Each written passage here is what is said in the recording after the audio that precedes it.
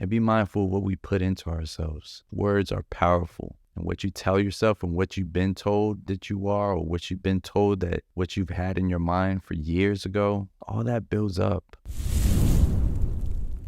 Welcome back, everybody, to another episode of the Ignite the World podcast. This is episode number 22, Mind Your Language, the Impact of Common Sayings on Our Growth. I am your host, Jamie Dottie Garza. If you haven't done so, please consider to smash that subscribe button so you never miss another episode. And today I want to talk about some of those sayings that have been passed down from years, generations to generations, and kind of like hold us in bondage, right? One of them in particular, I had this conversation with my son a few weeks ago before school left out.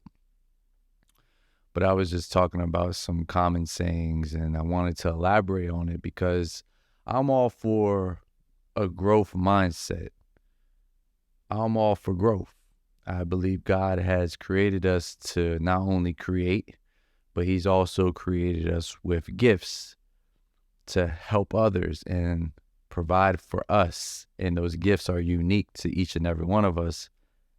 And I want to kind of like debunk some old sayings and break them down because I feel like they do more negative than positive. One of those sayings, have you ever heard of that saying, don't put all your eggs in one basket? And yes, it sounds decent, right? But in reality, it doesn't quite make sense because if you have a gift and you want to be successful, I'm going to use myself as an example, right? Let's say, for example, I wanted to do video production. Don't put your all eggs in one basket. So basically that means to don't put my all into this something that I'm realizing is my true gift. You wanted me to spread it out completely and just hope one sticks. If I did that, I would not be here right now. I would not be culminating all these gifts. I wouldn't even be creating this podcast in a video form at that. If that was also the same motto, I would not be with my wife. It was pretty much saying like, you can like her, you can love her, but don't put all your energy and everything you have all into her. What? I'm married. It is different. I gotta do that. So I feel like with that mindset, it kind of like teaches you to not go all in on something that you feel convicted of in your heart, in your soul, and potentially of what may God be blessing with you with, that He wants you to go all in. So I'm not too fond of don't put all your eggs in one basket. If you pray on it and you feel it, you better put every ounce, every egg in that basket and work hard at it. Do you think, rest in peace, Kobe Bryant, you think he had that mindset when he was in the gym, outworking everybody? Do you think someone like the tribal chief Roman Reigns, when he just celebrated 1,000 days as WWE Universal Undisputed Champion, you think he went by that mantra of don't put all your eggs in one basket? No, he put them all in there. He banked on himself. Sometimes that's all you need. You gotta put all that in your faith bank and then cash out later. What's another one? You can't teach an old dog new tricks. I strongly dislike that one the older I get. Basically, you're implying that when someone gets older, they can't have a lifelong learning mindset. I'm 34. I'm still learning. There's things that I'm learning about now. I'm learning new tricks. I'm learning how to use my words to persuade. I'm learning to use my voice. I'm learning things in the Bible that are transpiring and aligning into my business. I'm learning how to, what am I reading now? I read a lot of self-help. I'm learning how to have discipline. That's my biggest thing. I feel like that holds a lot of people back, that mantra, you can't teach an old dog new tricks. Like, what you mean? I'm going on 3 years vegetarian. I spanked it. I'm over a year sober. No alcohol. I quit smoking, in November? So that's kind of like, what? Can't teach an old dog new tricks. You can learn something new each and every day. When I'm 40, I still want to be learning. When I'm 50, I still want to be learning. I want to learn something new each and every day. And if you have that lifetime learning mechanism in your brain to continue to want to grow like it's intended, then that whole philosophy and that whole old saying needs to go, because that's not going to help you grow at all with that mindset. Basically, you're low-key saying that you can't learn anymore. Goodbye. You've capped out. No. Only God has that final say if you're capped out. One of the last ones that come to my mind is better safe than sorry. We've all heard it before. It sounds great because it looks like you're being cautious and you're playing it safe. We don't want to harm ourselves or anything like that, right? So it seems legit. But when you break that down, it can promote caution and might also hinder some risk-taking and innovation that need to happen. I know, especially in my field as an entrepreneur, you really got to have a vision that no one can see right now, but a vision that can be cast away from years from now, that no one can see right now, because you have to innovate. Better safe than sorry. If I lived by that, I would not have quit my job at Best Buy in 2012,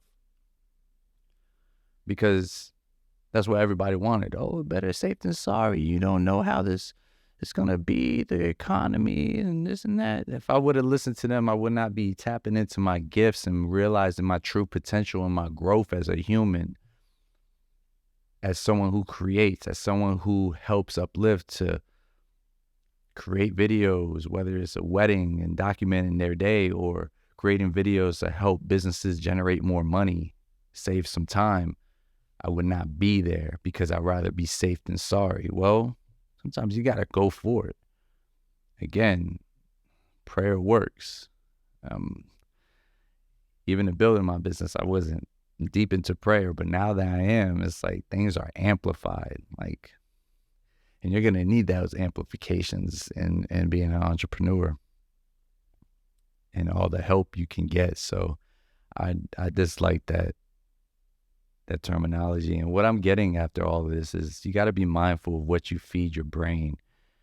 We've been wired with sayings and limited beliefs since we've been born. Maybe even when we start talking, we start to adapt these limited beliefs. And you got to take note of every no that you heard, or even with parents or guardians or people who are older than us, telling us things of what they're mirroring and only what they saw.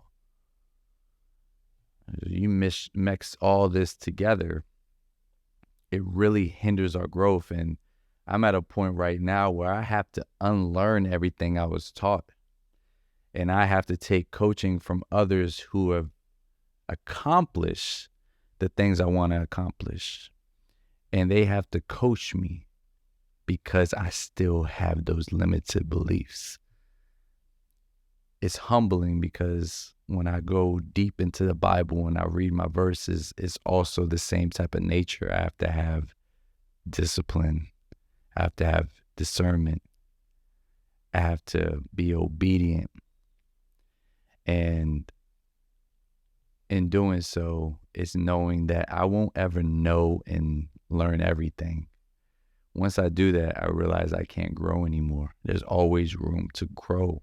And I want everyone out there to realize that you can still continue to grow. It doesn't matter what age you are, where you are on any journey. You want to have the growth mindset so you can get the most out of you and the potential you have and the gifts that you bear inside of yourself. That's the last one I want to talk on. Time is money, right? We've all heard that one. Shout out to Myron Golden, because he kind of broke this down, and is someone I'm taking his courses and learning from. But time is money is probably like the biggest finesse we've been told growing up. It sounds good because if you hustling, right, it's like, oh no, time is money, time is money. But here's the thing, and he broke this down too. He broke it down in a way like, we've all been down bad. We've all came to a point where we've depleted our money, right? You've been there? Yes, I've been there plenty of times. But the thing about money, you can always replenish it. You're a sale away, a few weeks, you get a job, whatever the circumstance, you'll get some more money, right? You'll get some more money. It gets replenished. However, when you break down time, you can't bring back time back that's already passed at all. Whether it's an hour, whether it's a day. I know it's a few of my pals who were incarcerated 5 years, a few years, like they can't get that time back because they may have had a newborn and now the newborn's 5 years old. They can't get that time back, and you can't put any type of money behind that to get that back. There's no possible way. So when we say time is money, what are we really talking about? You think of someone who does a job, right? Let's say they charge hourly. Let's say they're a plumber and they charge $75 an hour. They take 4 hours. Let's just round up to 100. Matter of fact, they take $100 an hour to do a job. Let's say they take 4 hours. That's $400 for their time, right? But what about the plumber who's so good he can do it in 1 hour and he only charges $200 an hour? Is that really fair? Doesn't make sense to me. Time is money. So we got to stop listening to that mantra, because we're way more valuable than our hourly rate. We provide way more than just being charged by the hour. You can't go ahead if you charge by the hour. You can't get ahead. It's impossible. There's learning in everything we do. There's no such thing as good or bad. It's just simply what is. It's like there's a quarter. It's two sides of everything, right? Just like a slice of bread, it's two sides of everything, right? It's the same when we're talking about life and going through things, good or bad, no such thing. And we got to be able to decipher and discern what's going to continue to keep us growing, and be mindful of what we put into ourselves. Don't put no more junk in yourselves. This goes for diet. This goes for words. Words are powerful. And what you tell yourself and what you've been told that you are, or what you've been told that what you've had in your mind for years ago and years, all that builds up. So let's start infusing positivity. Let's start understanding and staying away from these common sayings, and mind your language. Mind your language. I'm thankful right now that I'm on a journey. I've been completely being mindful of my tongue and what I put out. I do slip up here and there, but I'm so thankful that I am not cursing a lot. And my goal is when my daughter grows up, she won't ever hear daddy cuss. I will slip maybe on occasion, but I want to get to a point where there's no cursing whatsoever, because I want to be mindful of what she hears, because what we spit out attracts. We attract that. And I want all the positivity. I want all God's greatness. I don't know about you guys. Thank you guys for all your support so far. Let's continue to build this community. I'm going to leave you on this note. We are all like sticks to dynamite. The power's on the inside, but nothing happens until the fuse gets lit. Ignite the world.